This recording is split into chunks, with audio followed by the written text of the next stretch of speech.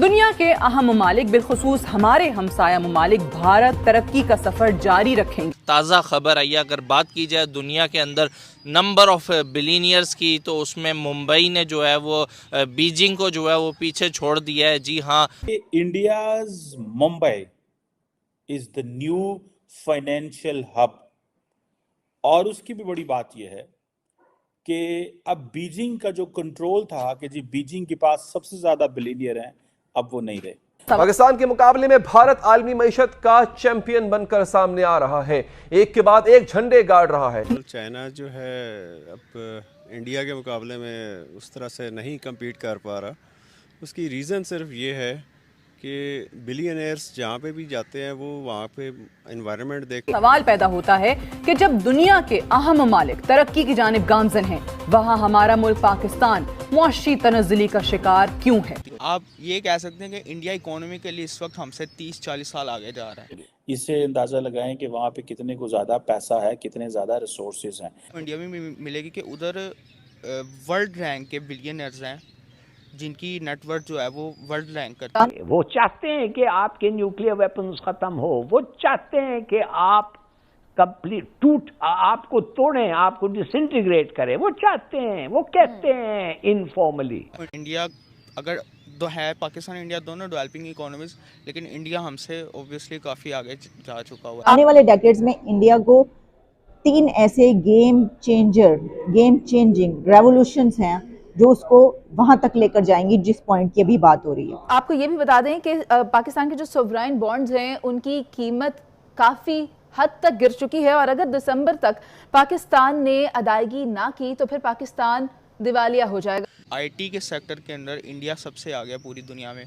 आप दुनिया की बड़ी बड़ी कंपनीज देख लें, आप उसके अंदर जितने भी सीईओज हैं उन सब का ताल्लुक इंडिया से है। उनका एजुकेशन सिस्टम है, जो उनका एक्सपोजर है उनका बहुत बेहतर है हमारी निस्बत। अगर हम कहें उनको कम्पीट करते हैं तो ये बिल्कुल किसी फील्ड में हम कम्पीट नहीं करते। या इस मुल्क जो है ये दिवालिया होने पे आ गया और ये लोगों के एहसास। नमस्कार दोस्तों, जैसा कि हम सब जानते हैं भारत में कितने अमीर अमीर लोग रहते हैं। कई बार उनका वर्ल्ड में जितने भी अमीर आदमी है उनमें भी कई बार भारत के जो सबसे अमीर व्यक्ति है उनका नाम आता है। ये बात किसी से भी छुपी नहीं है कि भारत में कितने ज़्यादा अमीर लोग हैं। वहीं दूसरी तरफ पाकिस्तान, जहाँ पे अमीर लोगों का तो छोड़ो, बहुत ज़्यादा गरीबी, बहुत ज़्यादा दिक्कतों का सामना उन्हें करना पड़ रहा है। खाने पीने के लिए उनके पास बहुत ही ज़्यादा दिक्कत आती है और इसके बावजूद वो भारत से अपनी जो है तुलना करते हैं, जो कि बहुत ही सरासर गलत है, क्योंकि वहाँ की जो आम जनता है वो जानती है कि भारत से उनकी कोई भी तुलना करना सब बेकार है। इसके बावजूद वो तुलना करती रहती है। भारत में इतने ज़्यादा अमीर व्यक्ति है कि वो अगर चाहे एक इंसान भी तो पाकिस्तान की आधी जो जनसंख्या है उसको बिठा कर खिला सकता है आराम से। और पाकिस्तान ये बात बहुत अच्छे से जानता है। और पाकिस्तान ने जो इसका रीज़न बताया है वो वहाँ का प्रशासन बताया है।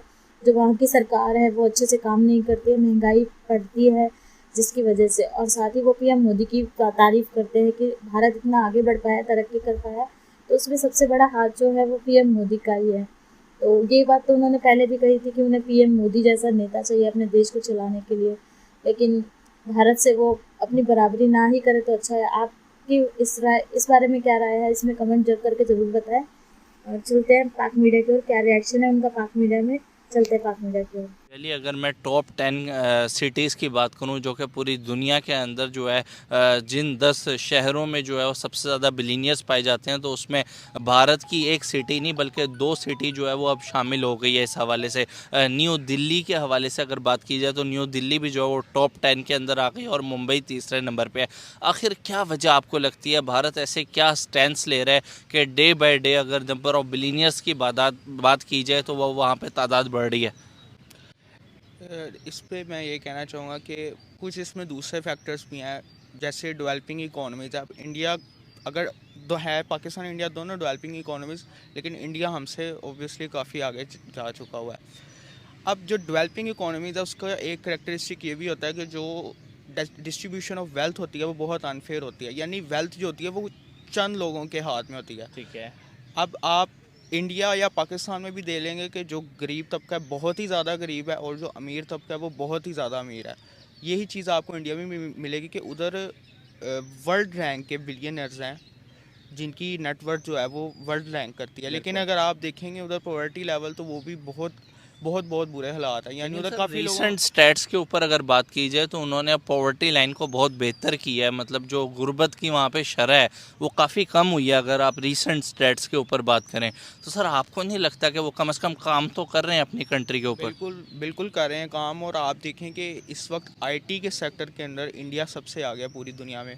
आप दुनिया की बड़ी बड़ी कंपनीज देख लें, आप उसके अंदर जितने भी सीईओज हैं उन सब का ताल्लुक इंडिया से है। इस वक्त जो गूगल के सीईओ हैं उनका ताल्लुक भी जो है वो इंडिया से। इसके अलावा जो दूसरी बड़ी कंपनीज है कई, उसमें भी इंडियंस ही एज एन सीईओ एक्ट कर रहे हैं। तो अब और उनकी जो आईटी का सेक्टर है वो भी हमसे बहुत ज़्यादा आगे जा रहा है। आईटी नहीं, आप ये कह सकते हैं कि इंडिया इकोनॉमिकली इस वक्त हमसे 30-40 साल आगे जा रहा है। तो बिल्कुल, दुनिया की 5वीं बड़ी इकोनॉमी तो अभी राइट नाउ है और कहा ये जा रहा है कि बहुत जल्द मतलब जो है वो दुनिया की तीसरी बड़ी इकोनॉमी बन जाएगी। तो इसमें यही है कि पाकिस्तान के अंदर इकोनॉमिक अनस्टेबिलिटी बहुत ज़्यादा है, जिस वजह से हम लोग जो हैं काफ़ी पीछे रह लेकिन गए। जनाबी अली आपको ऐसा क्या लगता है कि अगर हम आज़ादी से लेकर अब तक की बात करें तो सेम टेन्योर तो दोनों नेशंस को मिला है, 75 साल उनको मिले हैं और 75 साल ही हमें मिले हैं। ऐसे क्या स्टेप्स हैं जो पर्सनली आपको लगता है, एज अ फाइनेंशियल स्टूडेंट भी आप हैं, आपको क्या लगता है कि उन्होंने किन चीज़ों पर ज़्यादा काम किया है कि आज वो एक तो दुनिया की 5वीं बड़ी इकोनॉमी बन गए हैं और दुनिया की टॉप 10 सिटीज़ में 2 सिटीज़ जो उनकी हैं जिसमें नंबर ऑफ बिलियनियर सबसे ज़्यादा हैं? उसमें एक बड़ा फैक्टर तो करप्शन का होगा कि पाकिस्तान में जैसे सब जानते हैं कि करप्शन का एलिमेंट जो है वो बहुत ज़्यादा है। ठीक है। और दूसरा जो बड़ा फैक्टर है वो ये है कि हमारी इकोनॉमिक पॉलिसीज़ में कभी भी कंसिस्टेंसी नहीं रही। अच्छा। अब जैसे आप जुल्फ़िकार अली भुट्टो साहब के दौर की बात करें तो वो सोशलिस्ट माइंडसेट के साथ आए। तो जब आपने कैपिटलिज्म से सोशलिज्म में मूव किया तो उस वजह से जो इकोनॉमी के अंदर ट्रांजिशन होती है ना, वो चीज़ बहुत अफेक्ट करती है। अब financial hub of India, Mumbai has more billionaires than the Beijing or Shanghai. अब मुंबई के अंदर तकरीबन 92 बिलियनियर्स हैं और न्यूयॉर्क के अंदर 119 बिलियनियर्स हैं, जबकि लंदन के अंदर 97 बिलियनियर्स हैं। So the reason behind why India gets tough time to London or to England is because India knows its worth. क्या अब अगर हम 5वीं बड़ी इकोनॉमी है, हमारे एक शहर के अंदर बिलियनियर ज़्यादा हैं या थोड़े से 4-5 का फ़र्क है विद द ग्रेट ब्रिटेन, तो that's what they are thinking. And then above all India की जो 2023 के अंदर जो एवरेज जो ग्रोथ रेट थी दैट वाज 7.5%। सो आप ये देखें कि इंडिया एज ए होल जो इसके अंदर जो बिलियनियर्स की तादाद है वो कहा जाता है कि 94 लोग इसमें ऐड हुए हैं और अब तकरीबन जो है 271 बिलियनियर्स हो चुके हुए हैं। सो मुंबई के अंदर 92 हैं। मैं तो पाकिस्तान में बिलियनियर्स की शक्ल देखना चाहता हूँ कि वो हमारे बिलियनियर कहाँ पे हैं, वो किधर रहते हैं, उनके अड्डे कहाँ पे हैं। वो हमारे लोगों की तो समझ ही नहीं आती। ज़रा से पैसे बनते हैं तो जाके तो उथे दुबई प्रॉपर्टियाँ ले लेने। हमें तो इस चीज़ की कोई समझ नहीं है भाई। एशिया के अंदर 950 बिलियनियर्स हैं। एशिया, आपको पता है why Americans believe that their future is in Asia. एक वक्त and particularly India and China are leading. So जब जितना भी आप स्टैटिस्टिक्स पढ़ते हैं, जब आप डाटा देखेंगे तो सारे के सारे लोग तो यहाँ पे भाई। और ये सिर्फ एक वजह से हो रहा है that why they are adding more billionaires in India. The reason behind is कि जो उनकी इकोनॉमी है उसका रिकॉर्ड तोड़ रही है। वो सारे का सारा जो इन्वेस्टर था जो चाइना आता था, now they are going into the Indian market. मेरा ख्याल है यूएस के अंदर भी कोई 800 बिलियनियर्स हैं। अगर दुनिया की, मैं एक लिस्ट देख रहा था जो होरन रिसर्च इंस्टीट्यूट ने डाली कि how number of billionaires in Asia किस तरह तादाद है, तो आप ये समझ लें कि मुंबई और बीजिंग का थोड़ा ही फ़र्क है, लेकिन Mumbai has more billionaires.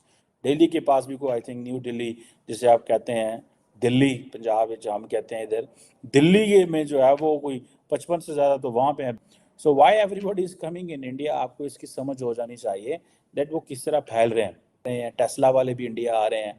So everybody is coming, everybody is on way from to India. यहाँ पाकिस्तान में एक भी यार सॉफ्टवेयर का बंदा नहीं है। हम सिर्फ इसीलिए खुश हो रहे हैं कि हमारे वो जो कॉल सेंटर में बैठे हुए लड़के बड़ा काम कर रहे हैं जी, पैसे आ रहे हैं जी, 50 मिलियन आ रहे हैं। वो भाई उनकी पूरी पूरी कंपनियाँ हैं। आप देखें आज़म प्रेम जी को देख लें, पूरी पूरी कंपनी है ये। अब चाइनीज़ भी इधर आना, सॉरी वेस्ट यूरोपियंस भी इधर आ रहे हैं, अमेरिकन भी इधर आ रहे हैं। वो इसीलिए आ रहे हैं, उनको पता है भाई कि हमें आइंदा किधर जाना है। कभी नॉर्थ अमेरिका में हुआ करते थे, यूरोप में हो, यूरोप तो कुछ भी नहीं, यूरोप के अंदर तो को 500-550 बिलियनियर्स हैं, एशिया के अंदर कुछ 950 हैं, अमेरिका के अंदर 750 पौने 800 के करीब बिलियनियर हैं। सो इसी तरह लैटिन अमेरिका में 54 है, 94 हैं, ओशियानिया में 44, अफ्रीका में 19 है। सो ये आपको पता चलता है कि इंडिया अब तीसरे नंबर पे आता है when it comes to the billionaires list.